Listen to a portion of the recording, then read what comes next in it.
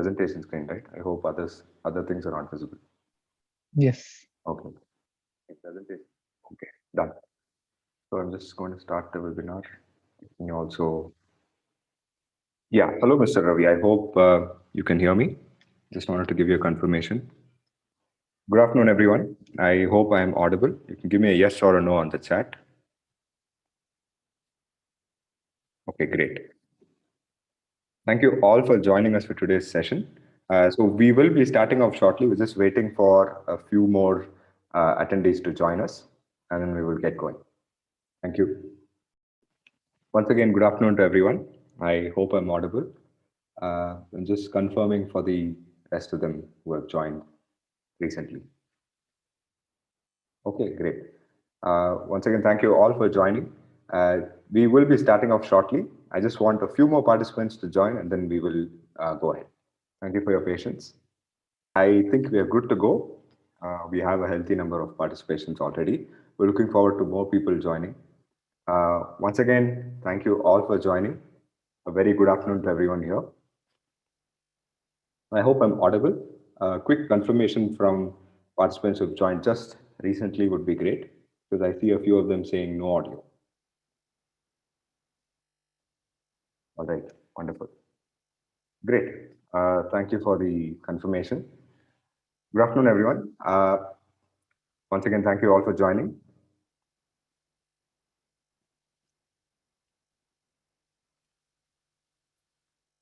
First of all, I would like to thank everyone for joining us for today's webinar organized by Web Solutions.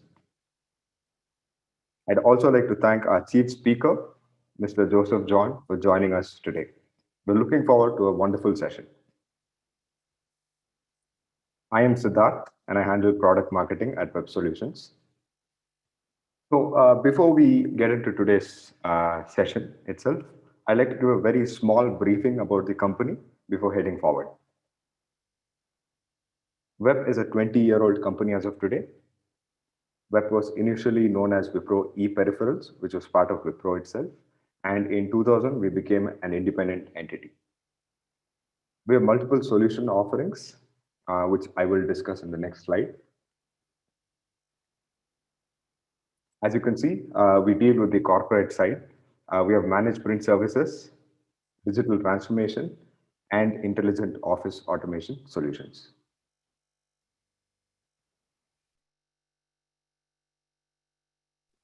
Dear all, I hope my audio is clear because I see one of them saying the audio isn't clear.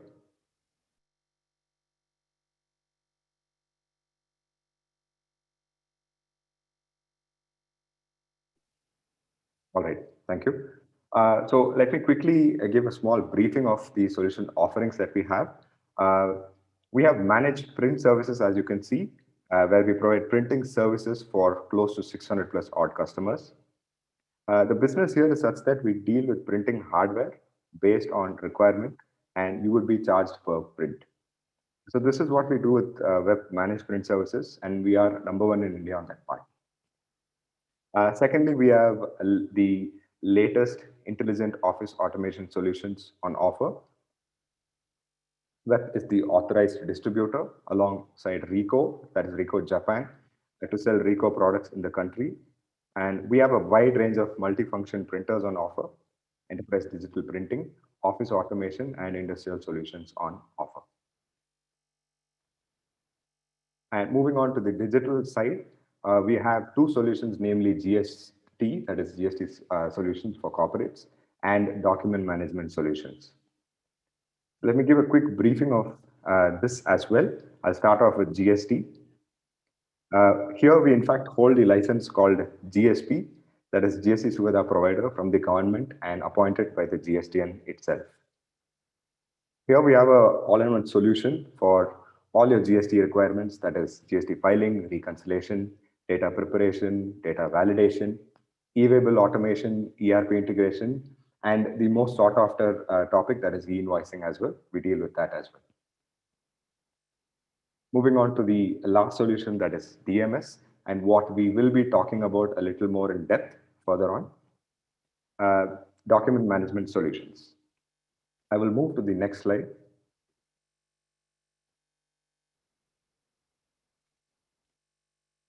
Here we offer tailored custom solutions with the help of low-code development platform, and we offer document management, business process automation, intelligence, and digital signature solutions. Now, underneath this concept, we have various solutions for smart content collaboration, remote working, and some industrial process solutions such as management of change, MOC, ERM, employee records management, employee onboarding, procure to pay, and so on and so forth. So this is what the solutions that we offer. Again, thank you all for joining. I hope I'm audible, and we look forward to a very good session today. Now, let me introduce our chief speaker, Mr. Joseph John. Mr. Joseph John is a management consultant specializing in organization strategy, human resources management, and executive coaching. Joseph carries a wide-ranging experience in the fields of management and consulting for over 3 decades. Since 2011, he provides consulting and advisory services in human resources strategy and organization development to help clients in India over the last 10 years. He has also advised some of the global consulting firms as well as other Indian firms on organization strategies and compensation policies.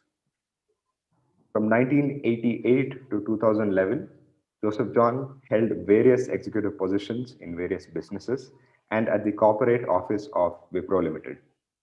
His last role in Wipro was as the Vice President Human Resources for India and Middle East IT businesses. Prior to that, he was Vice President HR at Wipro Technologies, where he was responsible for talent engagement and development of over 20,000 employees around the globe. He has also worked with the consumer care business, biomedical business, and at the corporate office as head of corporate HR and compensation and benefits for Wipro Corporation. He also held the position as head of recruitment for India and Asia Pacific businesses of Wipro. He has developed and practiced many innovative and successful talent strategies, policies, processes, compensation, and benefits programs for global and India operations.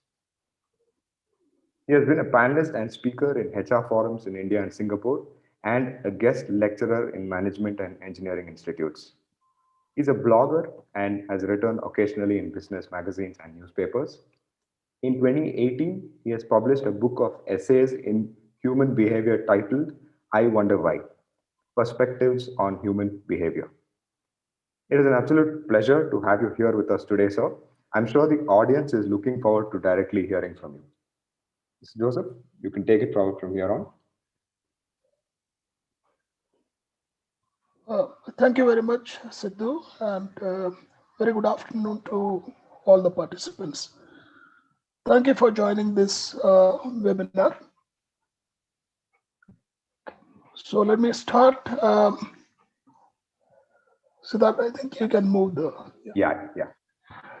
I think I must tell upfront that I am not going to talk on HR digitization. What I am going to talk is what can be done with HR digitization and what can be done after HR digitization. Now, there are too many things which are obvious, so which most of us, or rather all of us, I understand most of the people on this meeting are from human resources background. So therefore, I won't talk more about what are those obvious things. I will talk a little more on what can be done beyond these things. So when we look at the obvious three things, the three C's, as we see it, it's about the cost, convenience, and compliance that everyone understands. When you talk about cost, you do a digitization process or a transaction optimization process, and then you reduce cost. it could be in multiple areas. That is predominantly a business objective. Every business, whichever be the industry, wants to reduce costs, increase revenues, and improve profitability. So that's a business objective.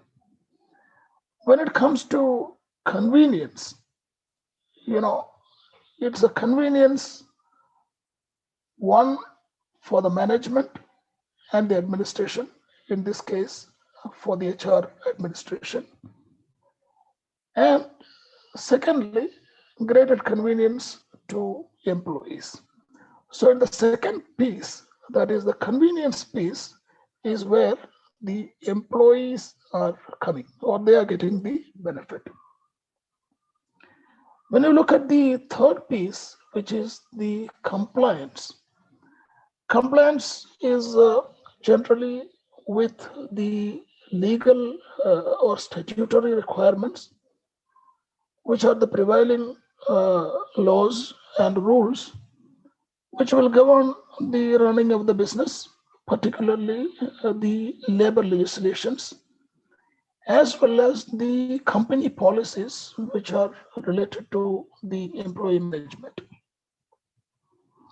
So here, the organization benefits because it's mandatory that they meet all the legal requirements.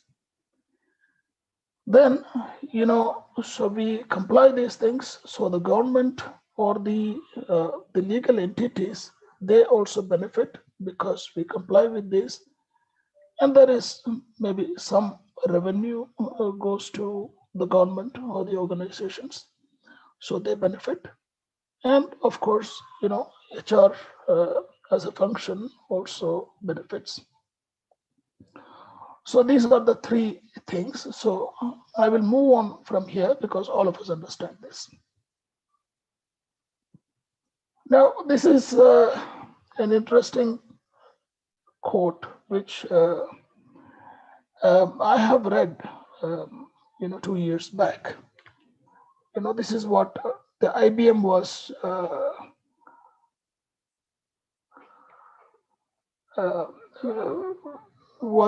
talking about, their artificial intelligence strategy. Now, what happened after all that is, because of the IBM's artificial intelligence strategy, they have cut down the HR workforce by about 30%. That's 2019. Now, if we stretch the argument, so therefore, so if we continue the automation process, is HR going to extinct? Now, that's a very existential question. Now, I remember when I started working in my first professional job as an HR professional, my boss at that point of time, during the induction meeting, he told me, the objective of HR is to make the HR redundant. So that's what he said. That was way back in 1988.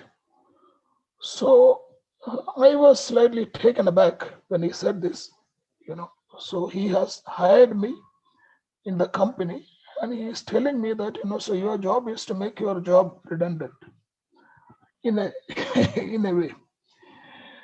I continued the conversation with him, or rather he started explaining to me.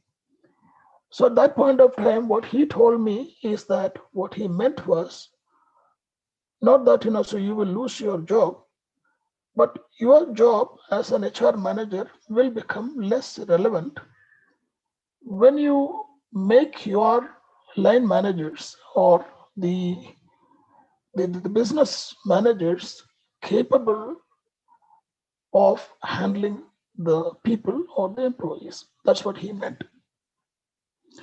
And I could see that over the next 3 decades, exactly that is what has been happening.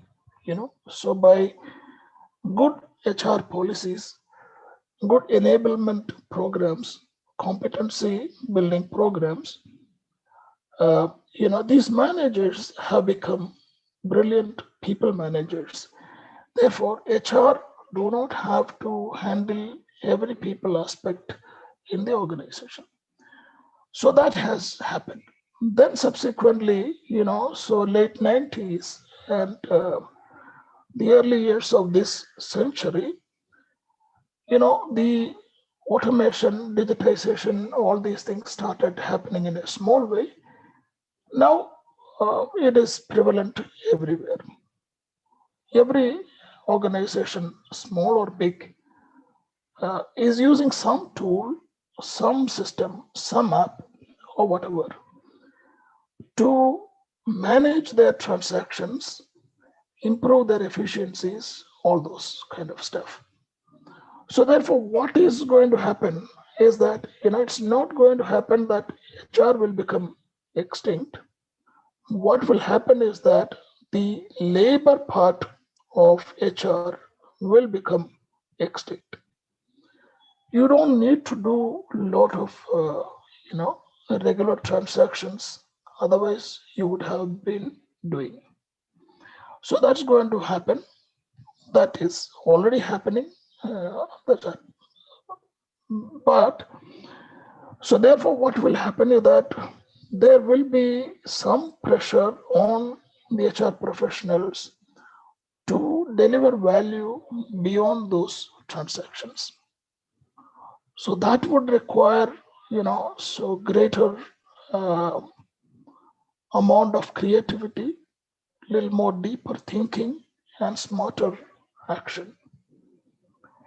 In short, it is a transition from a transaction economy to an experience economy.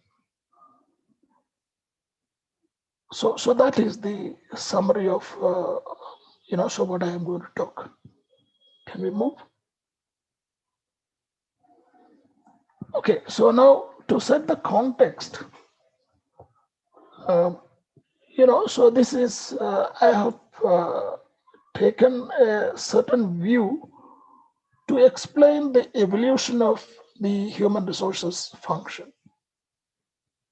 Now, this need not be in the 4 boxes as I present it here, but to make uh, the evolution clear, I have put in a sequential order. That's not to mean that so one part is completely over and we have moved to another part. Even today, so elements of all these 4 different aspects will be existing in any organization. Now let's look at this. So half a century back, there used to be a welfare officer in most factories and companies. What was the need for a welfare officer? Now, obviously, it was in the backdrop of the Industrial Revolution and the so-called exploitation of labor practices. So we know that, so it took over a century or many centuries to bring in certain labor legislations, thereby, keeping the employee to some extent or the employee welfare to some extent as a priority of the organization. So therefore, every organization has to appoint a welfare officer to see that the excess exploitative practices of the management are in check. So that was the objective. Then the function start progressing. So then of course the legislations have started coming in. So therefore it demanded a lot of compliance, a lot of record keeping, And also, the employees in many organizations have started forming trade unions. So therefore, the personnel manager, so that is how they were called some time back. So a major job of this person was to negotiate wages and working conditions with trade unions. Companies used to do these kind of negotiations once in 3 years, or once in 2 years, or in some cases every year, to have some kind of agreement so that peace or labor conditions are peaceful in the organization. Again, the function progressed to the so-called modern era of knowledge workers. That is when, so we were all started using the term HR manager, human resources manager. So there is apparently, the human factor started coming into the whole management of what was previously called the personnel management.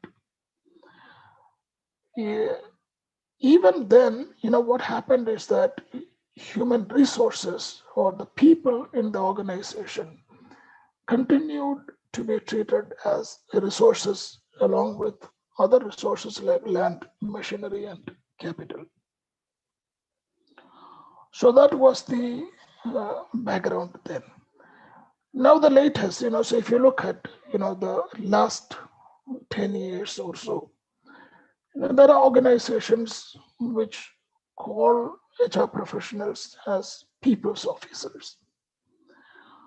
So there is a subtle change between an HR manager and a people's officer.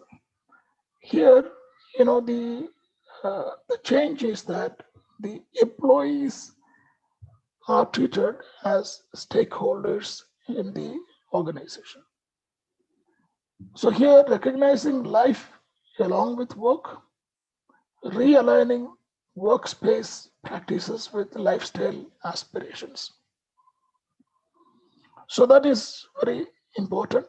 So people started thinking that there is life beyond work. A few decades back, most of us, when we started working, we were actually adjusting our life to the work conditions. So we'll start moving, so whenever you get a transfer, you keep moving your family, moving your house, everything like that, and keep on moving. Similarly, so if the factory timing is such or the office timing is such, so therefore you readjust your life according to the convenience of the office or the work. Now today also, so most of us will do this, but that there is a significant shift taking place now. You can see that so a lot of employees exercise their freedom to balance the life along with their work practices. And companies started recognizing the need for their employees to balance their life and work in a meaningful manner. So this is roughly the summary of the HR evolution over the last several decades. Let's move on.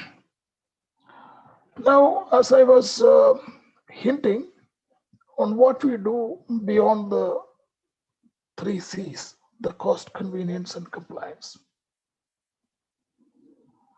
Now, the number one thing is, to provide better employee experience. Now, how do you do this? All of us, so in the profession, know that we are already doing a lot of things. There are a lot of fun activities, all these things which we do. Now, how do we do more of those meaningful things where what we do, the obvious things are not valued by the employees? For example, so when I joined the profession, when I get my salary, I felt very grateful to the company. Today, I don't think any one of us will feel particularly grateful because the company is paying a salary. That is taken for granted, and that is something which they ought to do. So there is nothing, no grace marks for paying a salary. So what do we need? So why people join the company? So if you look at those kind of things, people are looking for better emotions, better experiences, suiting their life stages, how the company is helping me when I really am in need. Is the company listening to me? Is the company happy about me? Is the environment happy and satisfying to me? Is the organization providing a career progress to me? And are they interested in building competencies? So these are the relevant questions. Now, when we reduce our time and our mind share from the transactions, then we will be able to do this. But this is not going to happen in an automatic manner.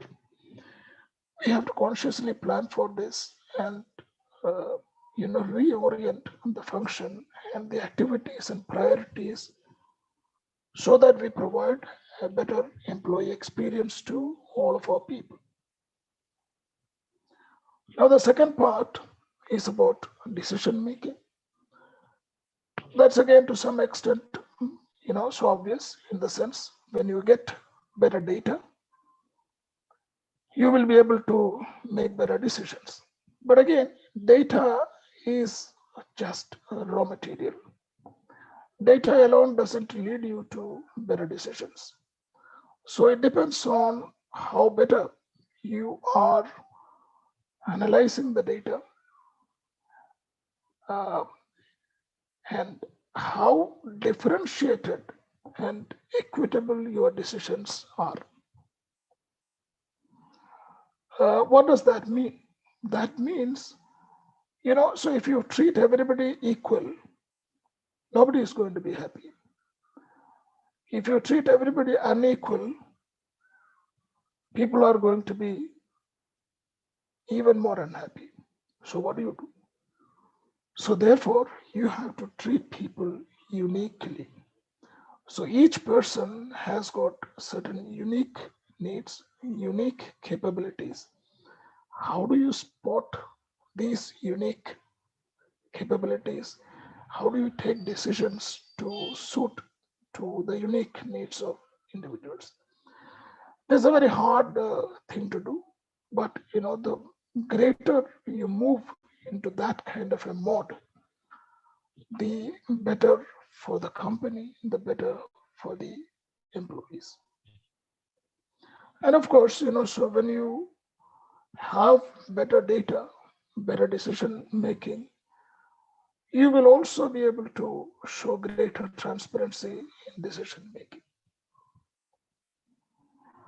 Now, the third piece is to build an attractive employer brand. Now, some of you might be knowing what is an employer brand. Now, there is a company brand which most of us understand, or a product brand which most of us will understand. Let's say here, Hindustan Unilever, they have certain products. Lux is a product. It's a brand. It's a very powerful brand. Or let's say the Tata Salt. It's a brand. Or the Tata itself is a brand. That's attractive to the people. Now, or let's say Reliance is a powerful brand. Now, that doesn't automatically mean that the stronger the brand in the market, the better the brand as an employer. Not always.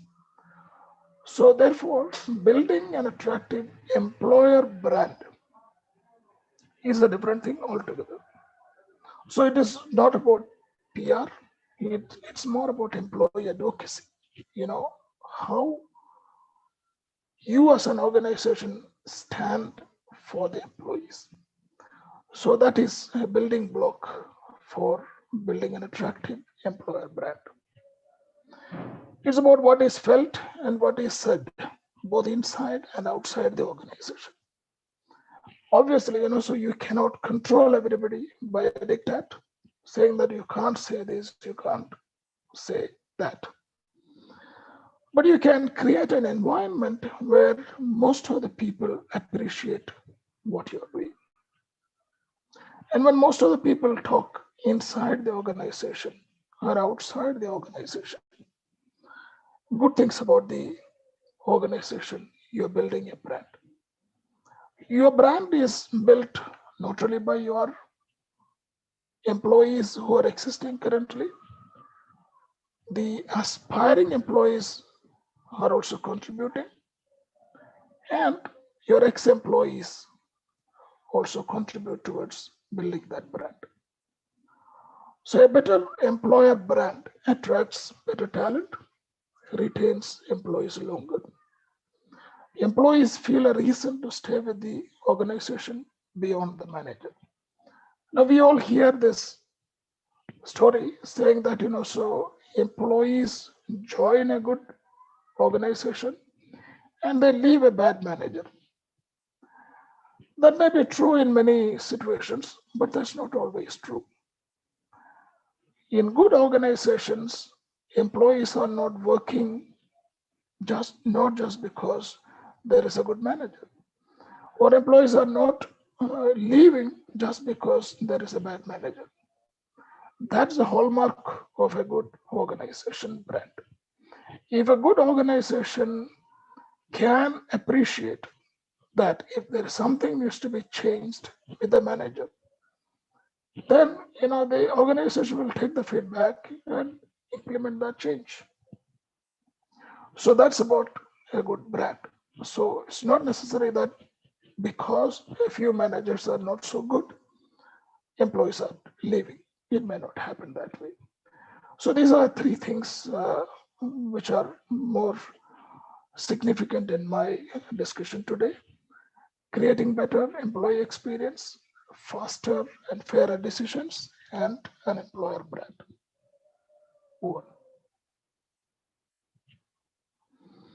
Okay, this is, so we all know that, employees leave because of various reasons. There could be 100 other things which can be listed out. I've just picked up, the most fundamental four factors why employees leave an organization, regardless of the industry, the company, size of the company, whatever it is. These are those four critical pieces.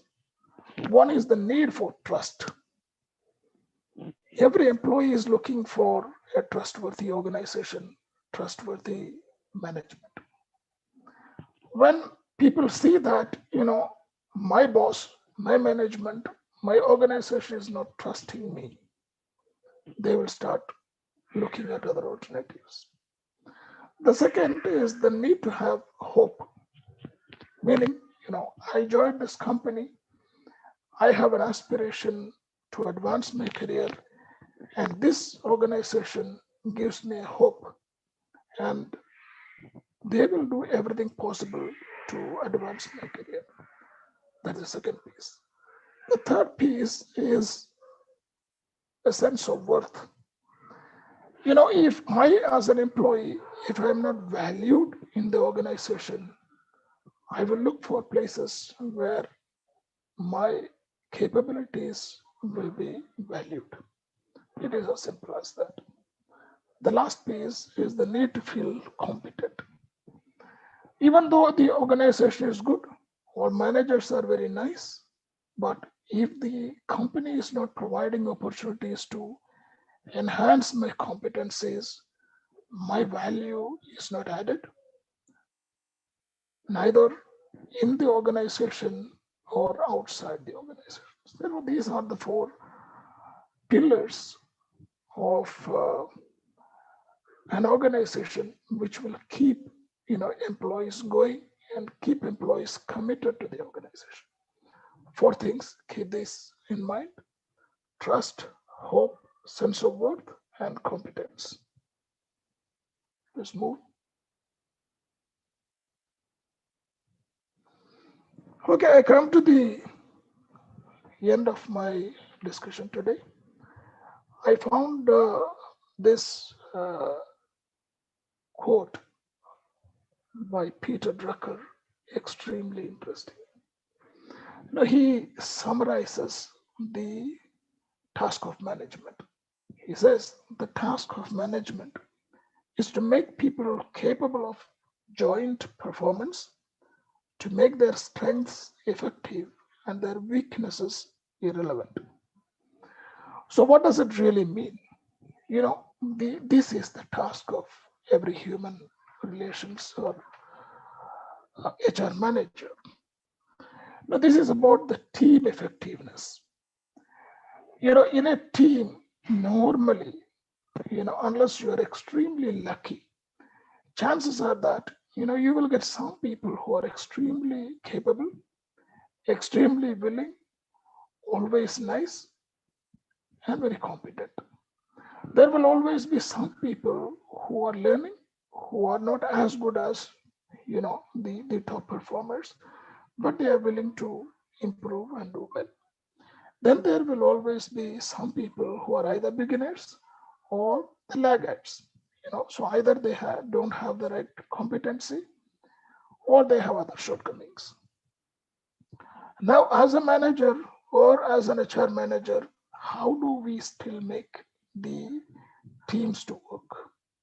How do we build, a community culture within the teams, within the organization, so that, so if there are people who are capable, they become even more capable and they perform well.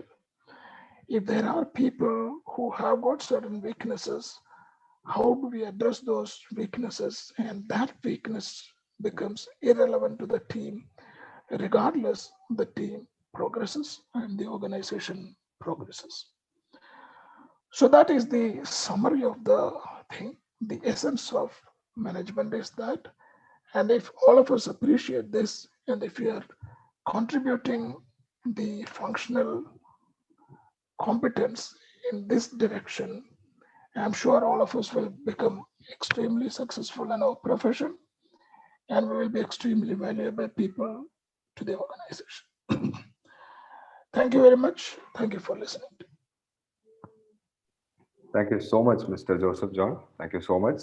It was a very comprehensive presentation indeed. I am sure the audience found it really informative as well.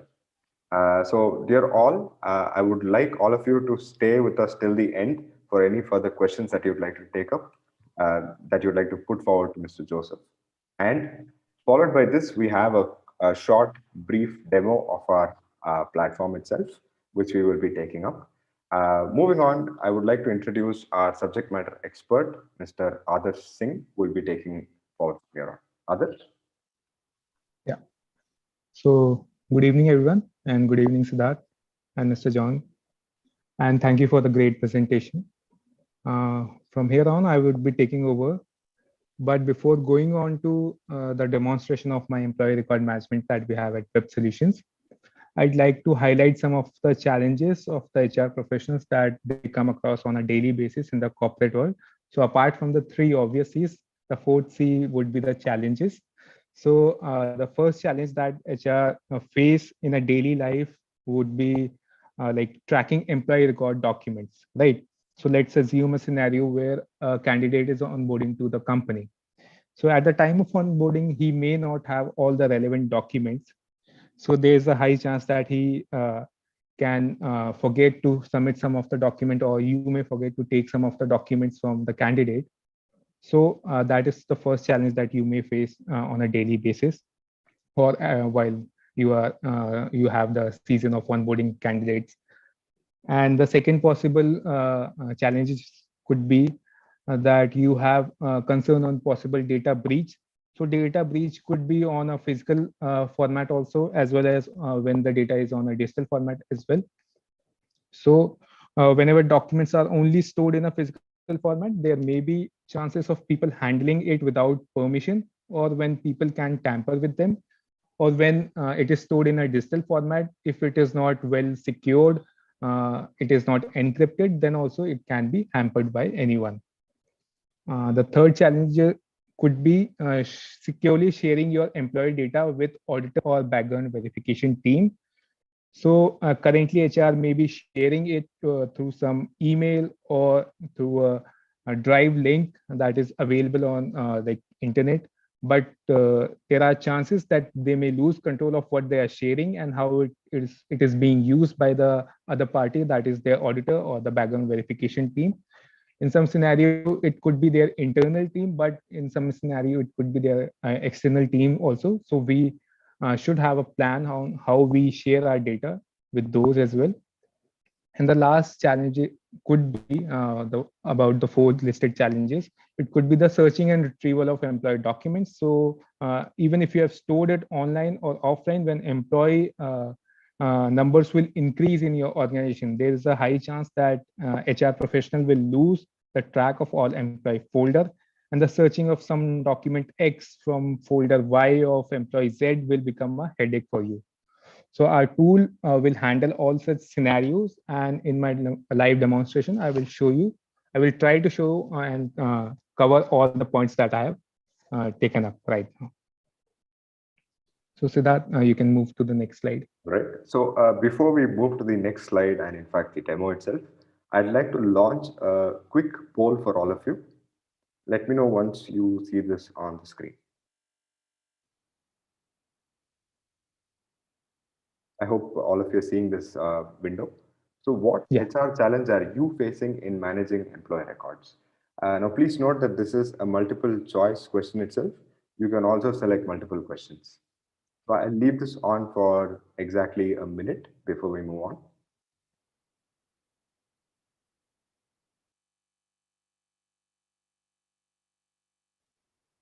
Once again, thank you all for joining us for today's session. Uh, Please stay with us till the end of the session as we have an exclusive Q&A session as well. Like I had mentioned on the chat, you can simply use the Q&A tab for any kind of HR related questions that you would like to ask us.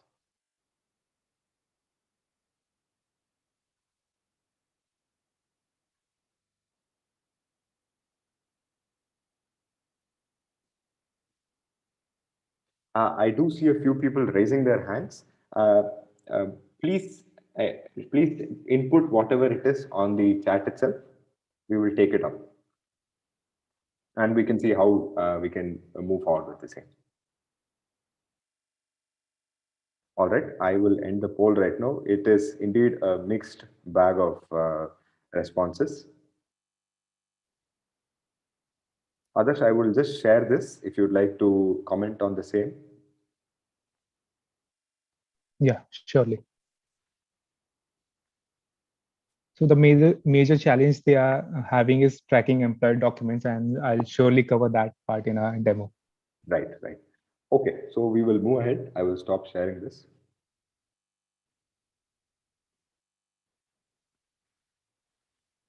So yeah, before I go on to my demo, I would like to run through the process flow which I'll be showcasing today, which covers the initial collection of employee data from our platform. We send out an offer letter to a brand new employee or candidate.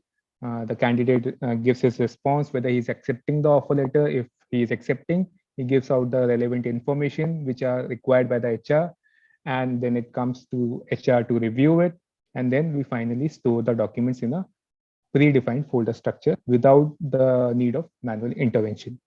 So that will be the motive of today's demo.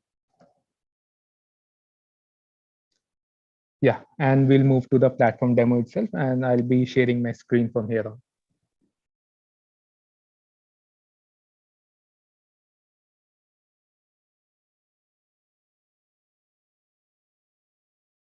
Just let me know once my screen is visible to everyone. Yeah, Adarsh, I can see it. I hope the audience is also seeing this. A quick confirmation would be good so that we can move on. Okay. Yeah, Adarsh, you can go ahead. Okay, so just I'll log into my account on WebDMS. So this is how the vanilla product of our looks like. WebDMS, that is document management system, which can be used for multiple purposes, such as employee records management, management of change, procure to pay process, and so on and so forth. It has the capability uh, to have a separate document storage for your department level collaboration, for your inter-department collaboration, and for collaboration outside of your organization as well with your partners. And on top of that, we have the capability to give you custom dashboard and reports, as well as do workflow automation for you. And with the help of LCDP, that is low code development platform, we are able to build custom application as and when required by the customers. So with that, I'd like to move directly to the platform demo of a tool that is the employee record management or the candidate onboarding tool. So let's start. So as soon as I click on the start workflow button, it tells me to give the name of the candidate. Suppose I'm giving out offer letter for say Deepak Bhatt, and the offer letter I'll attach from my system. So here I have an offer letter for the candidate. I'll attach it and I'll send out to his own personal email ID. So without the use of any login credentials, which I initially had for login into the DMS platform, the candidate would be able to give his response. So as soon as I submit it, and I'll go back into my task section to receive the next task, but the candidate would be getting his task in his own email ID. And if I refresh it, it would take around just the time and actual email takes to land. There it is. And over here, I can see there's a task which has been assigned, which has the name as offer letter, and it is requiring my employee details. It has come from this particular account. It would be the HR person's account over here. And if I click on open link, it would actually take me to a form which has been given to me. That is Deepak Bhatt. And there's offer letter, which is there in the document section as well. So I can see the offer letter. I can give my response whether I'm accepting it or rejecting it. If I'm accepting it, I'll have to give the rest of the details such as my Aadhaar number. Suppose I'm giving this particular Aadhaar number and I'm attaching a Aadhaar card, photograph or a PDF file, and same for my PAN card. So I'll attach my PAN card as well. And the rest of the details such as my marks card,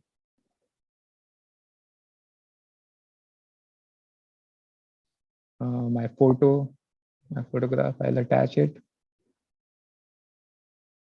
And I'll attach if I have any previous employment documents. If I don't have, I can leave it blank. So I'll attach it for now. And I can complete my task without having the need to actually log into the WebDMS platform. So as soon as this particular candidate completes his task, the HR professional will get a task in their own actual DMS ID. So if I just refresh it, instantaneously I'm getting my task to review the documents which has been given by Mr. Deepak Bhatt, and email is there, offer letter is there, Aadhaar card number, PAN card number, all the relevant details are there. We have the response from the candidate also that he has accepted the offer letter. If I want to see the documents, I can see in the document section as well. And then I need to complete the tasks from my end that are whether I am accepting the candidate based upon the details he has provided. And then I'm giving him some employee ID, suppose EMP 090909, whatever it is. And location I'm giving him, say Delhi location I'm giving him. And if there are any pending documents, then again a follow-up email would be sent to the candidate. If there are not, and I'll select no from here, and I'll submit the form. And if I want to give some comments from my side, I can do that as well. Otherwise, I can directly complete my task. And comments can be given from the comment section from here as well.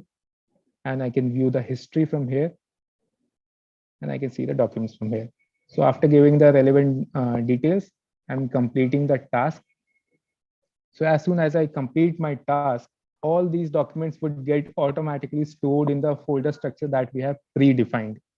So if I go into my project section, which was used, as I already explained earlier, it was used for interdepartment collaboration, or even for departmental collaboration if we haven't added any other department members to it. So this particular project is used for HR onboarding. It has employee records in it. It also has a separated employee records. So if we can define a separate process for separation of employees, and after the separation, the employee records would be shifted from the active section to the separated section. So for now, it would be going into the employee records. Since I selected the location as Delhi, it would go into Delhi, and the employee number as employee 0090909. And within that, I have the bifurcation already there. Like educational certificates will come and sit over here, employment documents would come and sit over here, and ID proofs would come and sit over here. So if I open ID proof, I can see there are Aadhaar card, PAN card, and photographs available. And if I see the employment documents, there are offer letter and previous employment document. And if I see the educational certificate, since I didn't collect any, so it is not available. If I had, so since we see that educational certificate is not there, we also have a report or a dashboard where we can check how to collect all these, or how to check whether the employee has given all the relevant details or not. So this is a dashboard or a report where we can see, and we can give the employee IDs which we have given to the employees. And we say, suppose from 1 to 1 lakh, whatever is the employee, we want to see the data for that. And over here, I get to see for employee ID from 43910 to whatever it is. I am seeing the data, I am seeing their name, I am seeing their designation, when did they join to the company, what grade they are in, the location they are serving in, which vertical, which process, the status of that particular employee, whether they are active or they have been already separated, and the number of documents that they have in the particular employee record management folder. So they have 5 employment appointment letters. They don't have a BGV report as of now. So employee movements document are there, joining documents are there, letters of recommendation or anything. There other documents. If there are any other documents relevant, they are present. A photograph is present, recruitment documents, separation documents. It could be from the previous employer, or service contract, or any warning letter if we have issued to the employee. So all that the HR can view. And there's a total as well. So if we see the total, we can have a minimum number fixed for each employee. And if below that number, there are any employee records available, so the system can automatically follow up with those employees that you have particular number of records present in the system, but there are some missing records and you need to submit that. So those kind of automation can be done with our software as well. So this was the main challenge, like the tracking of employee records was even visible in the poll, which we saw earlier. Like 73% were worried about the missing or tracking of employee record documents. So this is how we can do. We can have a dashboard for that. And we can do follow-ups using this particular dashboard, and it becomes easier. And we within this particular dashboard, we have multiple filters, and it is all customizable and configurable as per the requirement. We can have which vertical they are serving in. We can have the filter like that, which process, which location, which PAN, what is the document type we are searching for. All that filters can be applied. And then within the DMS platform, we have something called as sharing. So we can securely share our documents with the relevant background verification team using a link directly via an email. We can give their email address over here. We can customize a message for them so that user has invited to view. That is a default message. We can customize this as per the requirement and control what we are sharing with the other person. We can control whether it can be accessed by any particular person from the public domain or only by the people within the company domain, whether the other person can download it or not, whether they can share it with a third person. Suppose we are shared with person B, he can share it with third person or C, that we can control from here by allowing or disallowing him to extend it further, or even we can keep expiry on that particular link, so that even suppose we have given a one day timeline for that particular background verification team or auditing team to do their task. After that, this link will automatically get expired. And there's another method of doing having a particular space for your partners, that is the partner space, where you can have a separate project within the background verification team. You can come and your documents, that is background verification documents, put it over here, and the partner would submit the BGV reports via this particular folder. If I show you how that space looks for the partner itself, so we have a separate login for the partner. So in this way, they have a limited kind of scenario, like they only have few tiles which are required by the partner, like their messaging section, their own document repository, which I showed you earlier as well in our particular space.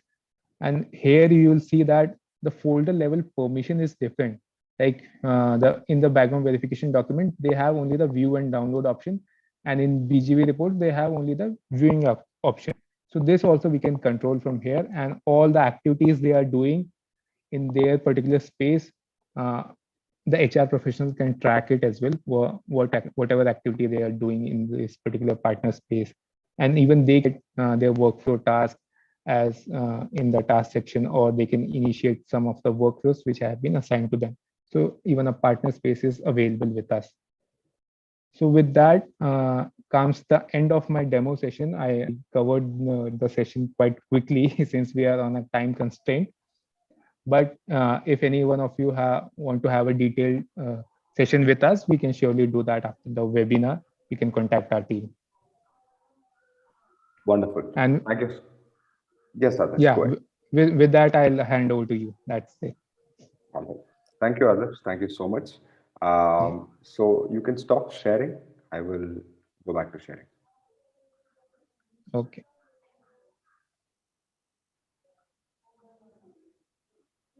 All right. Once again, thank you all for staying with us till the very end. I see a few of them have asked, let us start the QA session itself. So we will go ahead and go with the Q&A session. We do have a few questions. In fact, there were a few questions that came up during the registration itself. So we will try and answer that as well.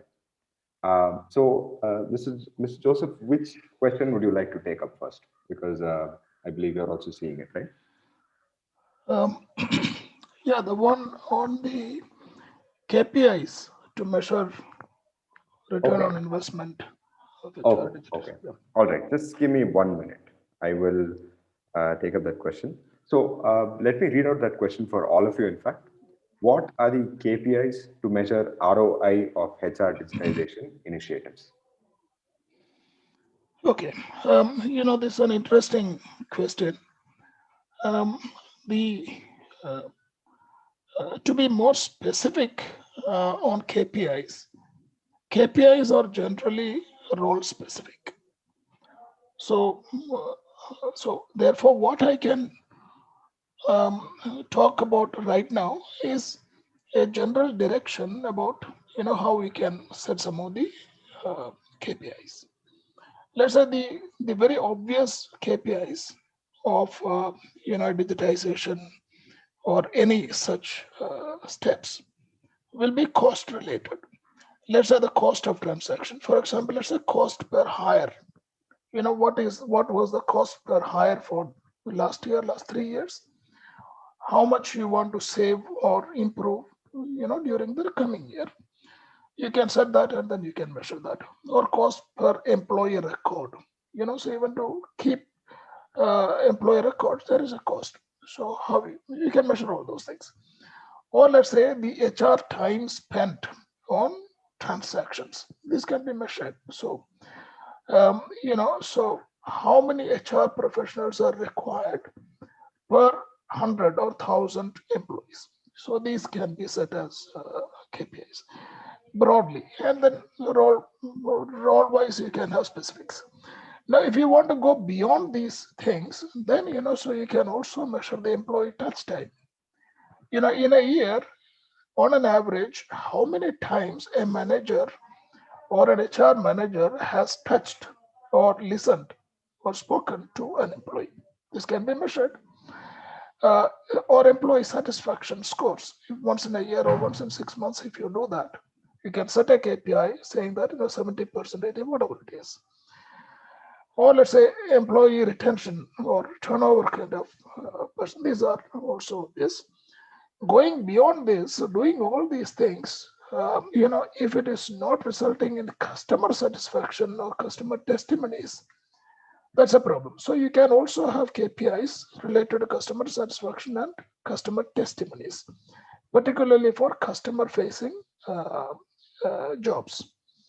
Then, of course, broadly at the organization level, the brand value or the brand ranking, you can measure. The companies join in brand surveys, and then they can understand, so among the comparative companies in the industry, where do we stand?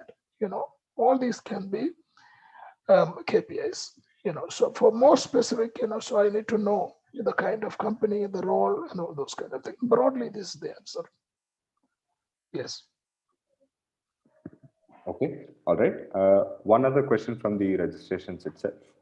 Given today's overall industry scenario, is it not time to bring the notice period down from 90 to 30? Yeah, I think this is a age-old question, so at least in the last 15, 20 years, we have been debating. What most companies have done is they have taken a mixed path. For example, so there are situations when a longer notice period is good for the company. For example, let's say, for critical or senior positions, it is always good to have a longer notice period. For example, you have a critical senior management person and suddenly he leaves, you don't have a good replacement within the company. And if you have to hire or, make alternative arrangements, it takes time. Or for that matter, extremely critical technical talents, so you may have those kind of things. So therefore, there are positions, so where you need a longer notice period. Then there are positions where, so the transition is not all that difficult. Typically, the junior positions, which are not so critical or not mission critical or customer critical, in those kind of cases, you can have, 30 days kind of thing. So my recommendation is that for the companies, it is good to either keep this notice period role based or at least level wise. Let's say for senior profiles beyond a certain level, it's 90 days. Mid profiles maybe 45 days. The junior profiles maybe 30 days.